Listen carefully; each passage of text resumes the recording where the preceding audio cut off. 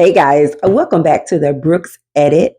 Today I am going to talk about a question that I get all the time. And the reason why I get this question is because for the past 15 years, I have been in federal HR. And a lot of the people that I know, that I come across, that I meet, they always ask this question: is federal employment still worth it? Over the past year, you guys have seen the headlines about the reductions in force, workforce restructuring, hiring freezes, deferred resignations, early retirements, and agencies just being asked to do more with fewer people. So, if you have been watching the news, you may have been wondering whether federal employment is still stable. And so that's what we're going to talk about today.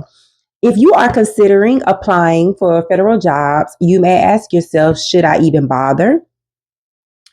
As someone who works in federal human resources, I want to share my perspective.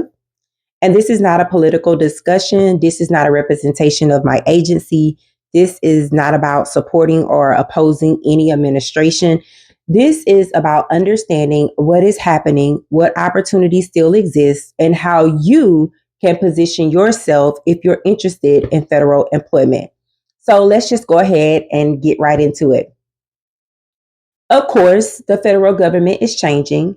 The first thing I want people to understand is that government is constantly changing. Every administration that comes into office, they have different priorities. Some administrations focus on growth. You have some that focus on efficiency. Some focus on reducing spending. And then you have some that focus on restructuring agencies. That's not new. I think that we feel different right now because of the scale and the visibility of some of these workforce changes. Typically, it's done under the radar. It's not something that's blasted all over, the news, all over social media. So we've seen in the past agencies offer retirement incentives. That's called VERA, whether you can do voluntary early retirement, and VSIP, it comes with a bonus. We've seen employees resign. We've even seen discussions around reductions in force. We've seen organizations being asked to elevate, staffing levels and operational effectiveness. And so understandably, it can create anxiety. And people start wondering, whether the federal employment is still secure. That's the question for today. Is federal employment still stable? My answer is absolutely yes. But maybe not for the reason, people think. When most people think about job security, they think about never losing a job, but that's not the reality in any sector. That's not the reality in government, private industry, nonprofits, entrepreneurship. No job is guaranteed forever. Not one. And so what makes federal employment unique is the structure. Federal agencies, they still have missions that they must accomplish. Veterans still need services. When you look at it, national parks, they still need staff. They still need scientists to conduct research. Air traffic controllers still need to guide aircrafts. HR professionals still need to recruit talent. You have cybersecurity specialists, they still protect systems. Budget analysts, they still manage funding. I can go on and on because the work does not stop. The mission continues.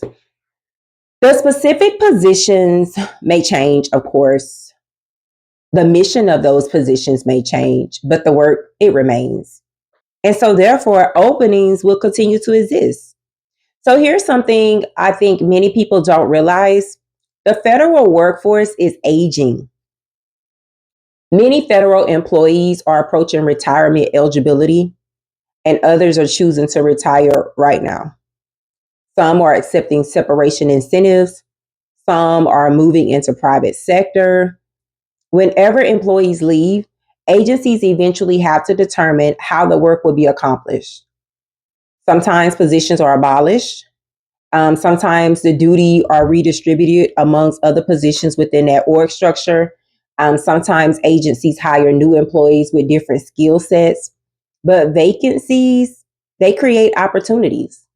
And in many cases, agencies are not necessarily looking for more people, they're looking for the right people. So dust off your resume. And if you are interested in federal employment, now is definitely the time. So here are some of the skills that government need most. If I were entering federal service today, I would pay attention to these areas because they continue to be critical.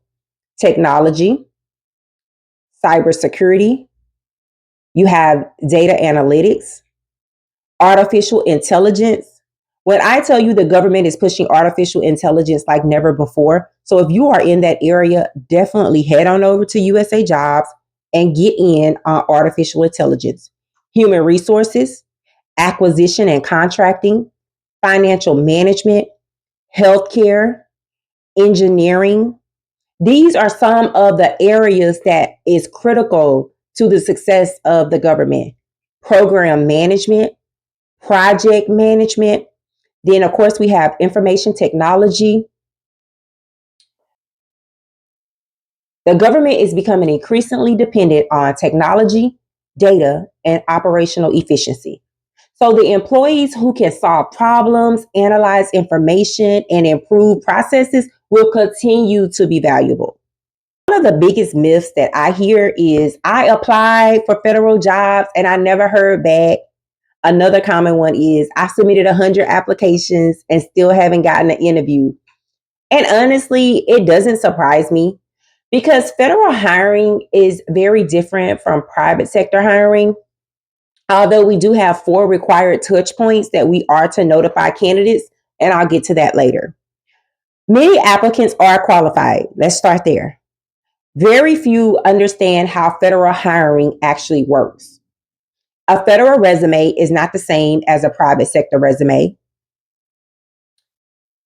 Private sectors allow you to have a CV, which typically is 1 page. Keywords matter, specialized experience matters, questionnaire responses matter, eligibility matters.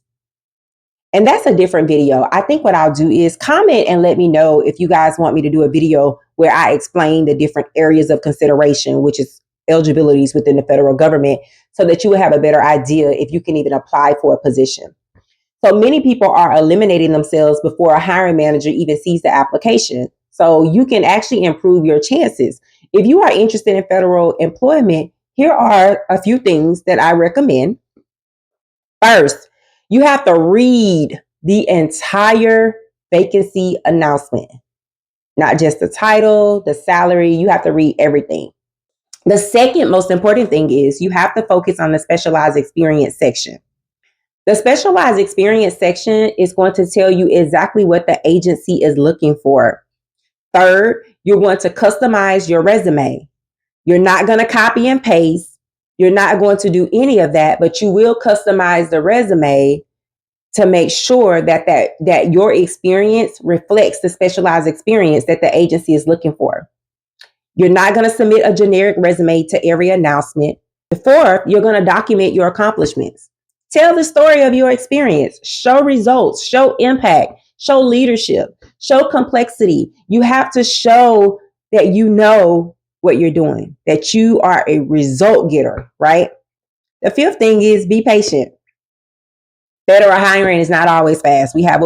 Sometimes the announcements can move quickly and sometimes they can't. And so it takes time. So you just have to be patient. So that does not necessarily mean that you've been forgotten because certificates are good for 120 days. So should you still pursue a federal career? In my opinion, absolutely yes. Why not? If your goals align with federal employment, then go for it. Because I can tell you federal service still provides competitive benefits, retirement programs, health insurance, life insurance. Of course, we get paid leave. Of course, we get every federal holiday off. Most series and grades don't work holidays, nights, or weekends. There's definitely career mobility, professional development opportunities. And then you are going to have meaningful mission driven work because you are going to take that oath, the same oath that our military members take, the same oath that Congress takes. You are going to raise your right hand and you are going to swear to defend the Constitution of the United States of America. Is it perfect? No. Has it changed? Absolutely. Will it continue to change? Without a question. But federal employment remains one of the largest employers in the country, and it continues to offer opportunities for people who want stable, meaningful careers. So, my advice to you is don't let the headlines make career decisions for you. I want you to pay attention to what's happening, stay informed, head on over to usajobs.gov. Do your searches to see if there's any opportunities that you are interested in and that are available to you, and apply. But you have to understand your risk, but you also have to understand the opportunities. Every period of change, it creates uncertainty. It also creates openings. So while some people are stepping away from government service, others are entering careers that could last decades. We in-process people every week. So the key is understanding where the workforce is headed and to position yourself accordingly. So I would love to hear from you. Are you currently a federal employee? Are you considering federal service? And have a recent workforce changes, have it affected your career decisions? So go ahead, drop a comment below, and let's have a respectful conversation. And if you like this video, and if you want more videos about federal hiring, USA jobs, federal resumes, interviews, and just navigating government careers, make sure you subscribe. And thank you so much for watching, and I'll see you in the next video.